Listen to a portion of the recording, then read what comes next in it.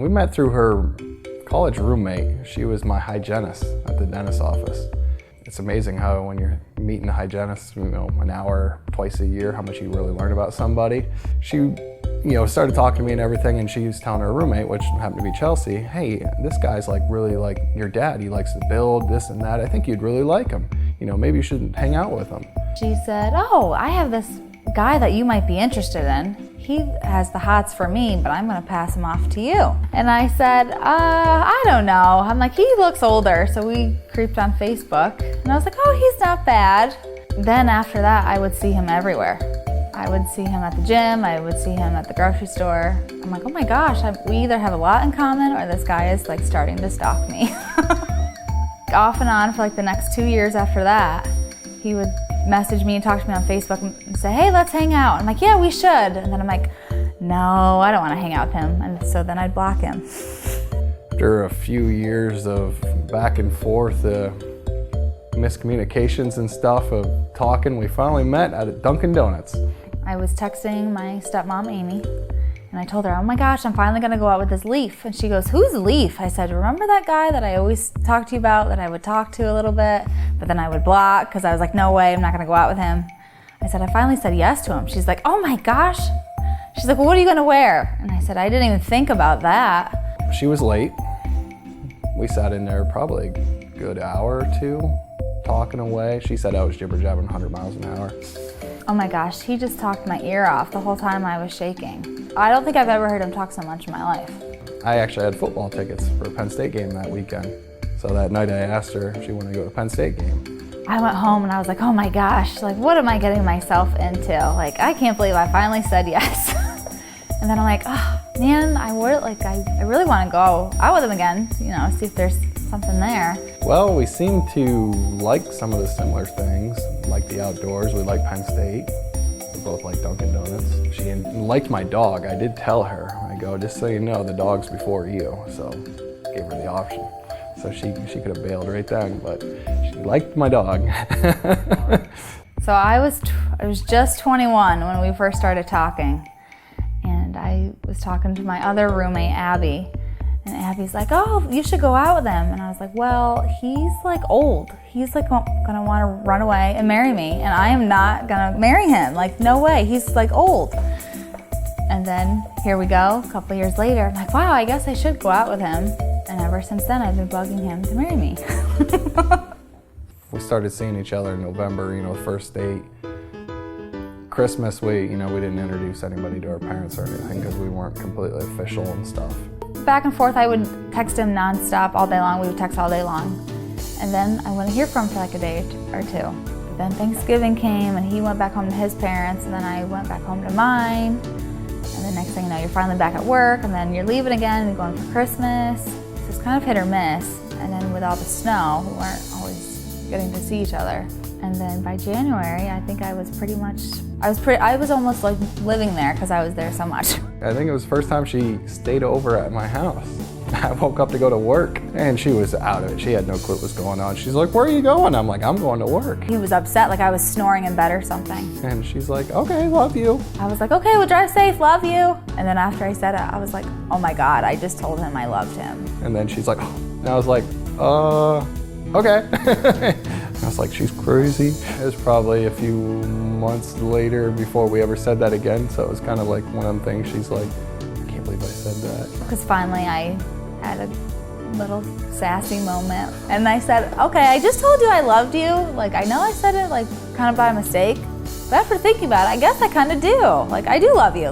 Do you love me? What are we doing? It's of course I love you. And he said it while we were driving down the road. And that's Leif. I kind of noticed early on that she was moving in slowly because I kept losing closet space. So I would always complain, man, I have all this stuff to carry with me. He's like, oh, I'll set this little drawer aside. Well, he shouldn't have done that. She was putting some of her clothes in there. Next thing you know, my clothes are moving right around. Because then I took over another drawer and another drawer and another drawer. In my shower, I got a nice big walk-in shower, and there's a corner thing where I had my shampoo and everything, and next thing you know, mine's on the seat.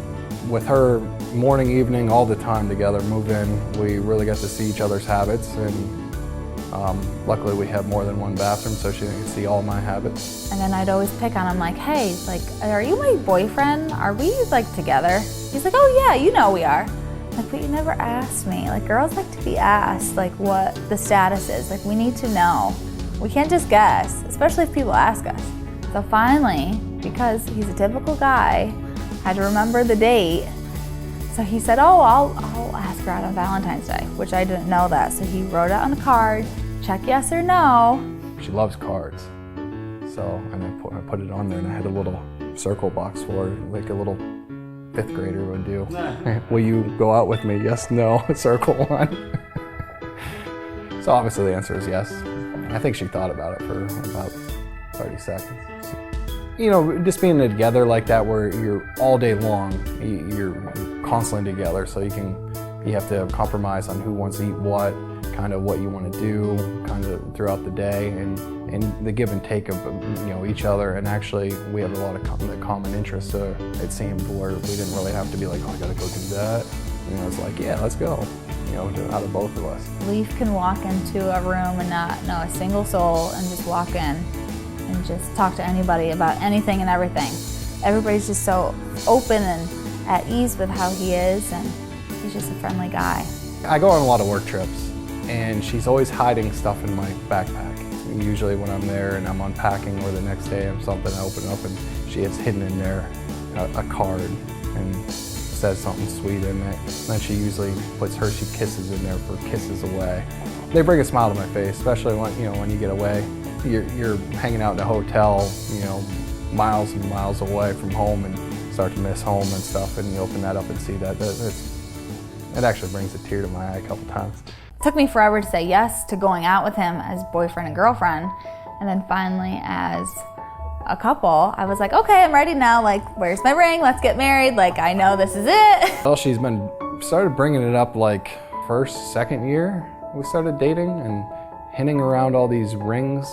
Well, let's go to the ring store. Let's do that. And every time we're in a mall or something, oh, let's stop there and look at the rings. And I'm like, no. I'm like, your diamond's still, it's in the coal. Yeah, it's not turned into a diamond yet. They're still mining for it. So finally I convinced him, like, hey, let's go to this store. And he's like, oh, what's in this store? Part of it was like a gun shop, and then the other part that was connected to it was a jewelry shop. So I thought I had him fooled that we were gonna go look at guns. In the jewelry shop, there's like all these rings, and I was like, oh, I should go try some on. And he was like, I know what you're up to, but he just went with it. So I got the diamond, and she was always looking in the house all the time, you know, in the safe, everywhere. Like, can I look in the safe? Is there something in here? I'm like, there's nothing in here. And I had it hidden in my underwear drawer. She never looked there. When we went on vacation last fall to Las Vegas, so that was another thing. I'm like, she's gonna be searching my bags, because that's something she always would do. Is there something in the bags? Every time we went on vacation, thinking there's gonna be it. But, so I had to really hide it. I had it hidden where it was. I found a zipper on the bottom part of my backpack, up in there, and I put some stuff around it, hidden stuff, kept it on my backpack. I ended up getting it the whole way to Vegas without her knowing. And the next day, we had a rental car, and we're going to the Grand Canyon and stuff. So we finally found something with a really cool mountain. You know, the sun was hitting it nice and everything. And I was like, why don't you get out there, you know, we'll take some more pictures. They're like, we've been taking pictures all day. And I'm like, you love pictures, now you're complaining?